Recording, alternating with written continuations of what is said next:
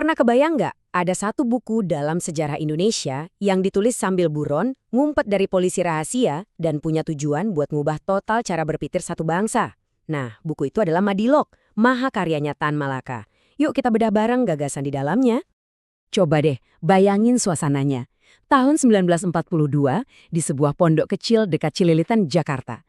Di luar sana, pesawat-pesawat tempur Jepang berisik banget setiap hari.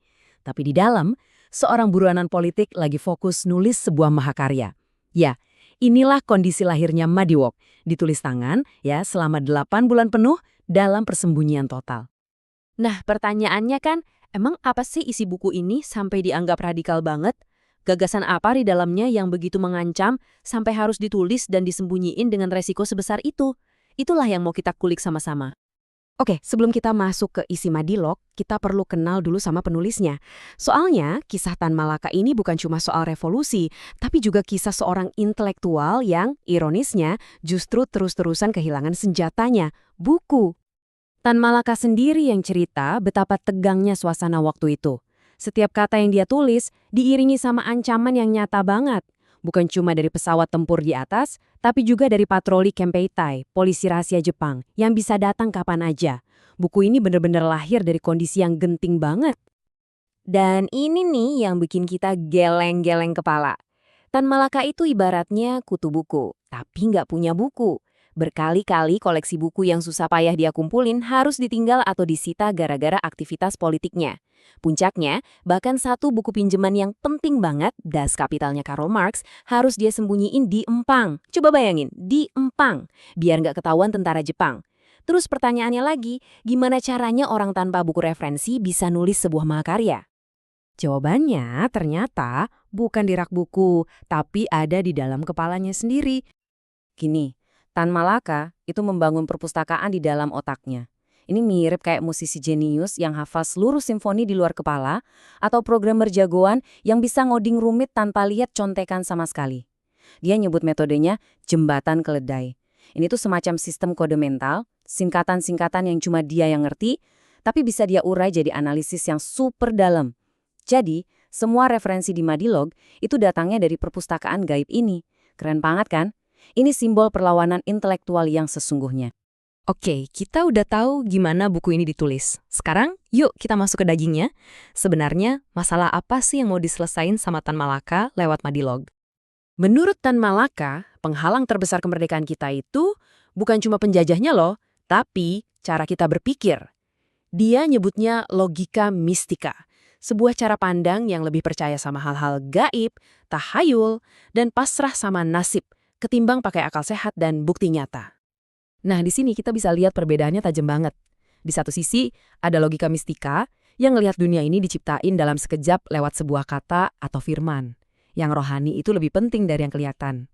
Sebaliknya, sains ngajarin kita kalau dunia ini hasil evolusi jutaan tahun. Materi itu yang jadi dasar segalanya, dan semua bisa dijelasin pakai hukum alam yang bisa kita uji. Dan ini bukan cuma soal teori loh. Cara pandang ini nentuin banget. Apakah sebuah bangsa bakal pasrah aja nerima nasib, atau mereka bakal bangkit buat nentuin nasibnya sendiri. Tan Malaka itu nggak main-main. Dia ngasih tantangan yang nusuk banget. Dia bilang, kalau emang dunia nyata ini nggak penting dan akhirat itu segalanya, ya udah, kenapa kita nggak mati aja sekalian? Provokatif kan? Dengan pertanyaan ini, dia seolah-olah maksa pembacanya buat milih. Mau terus-terusan pasrah dengan logika lama, atau berani coba cara pandang baru yang dia tawarin. Dan tawaran itu adalah seperangkat alat berpikir yang baru. Sebuah toolkit intelektual yang namanya ya jadi judul buku ini sendiri, Madilog. Madilog itu singkatannya, akronim dari 3 pilar cara berpikir modern yang menurut dia bisa ngelepasin bangsa kita dari cengkeraman logika mistik tadi. Yuk kita bedah satu-satu. Pertama, M-A untuk materialisme. Ini bukan berarti gila harta atau hedon ya, beda. Dalam filsafat, materialisme itu gampangnya gini. Titik awal kita buat ngertiin dunia itu ya dari benda-benda nyata yang bisa kita lihat, kita pegang, kita ukur.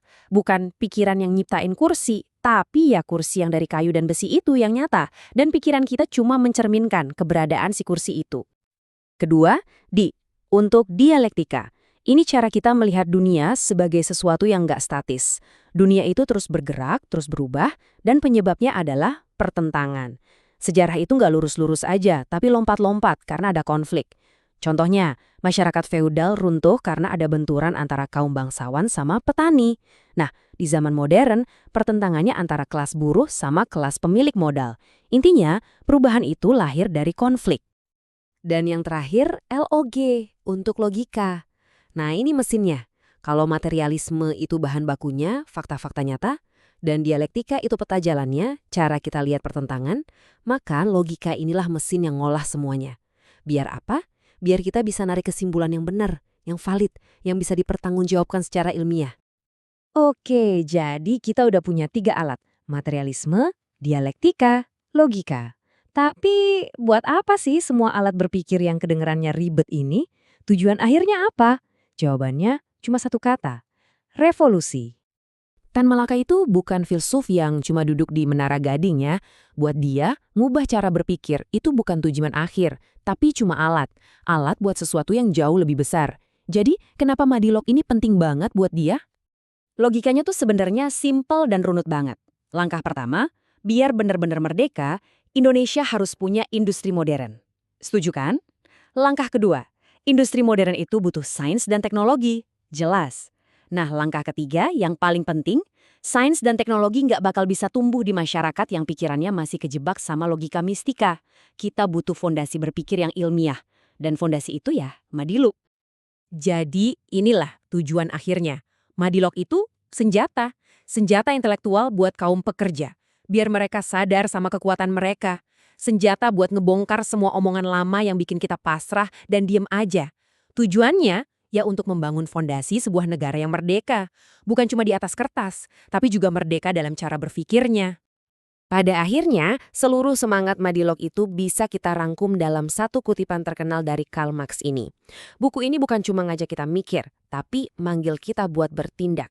Dan mungkin itulah pesan Madilog yang paling relevan sampai sekarang. Pengetahuan sejati itu bukan buat disimpan di kepala doang, tapi buat dipakai untuk mengubah dunia jadi tempat yang lebih baik.